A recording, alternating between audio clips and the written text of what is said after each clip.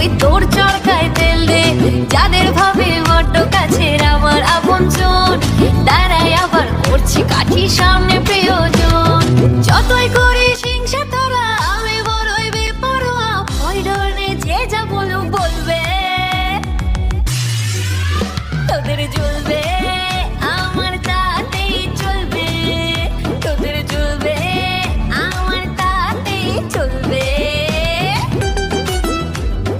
তোমার আমার উন্নতিতে কষ্ট যাদের লাগে, মুখের ওপর কাজে জবাব দেব তাদের আগে।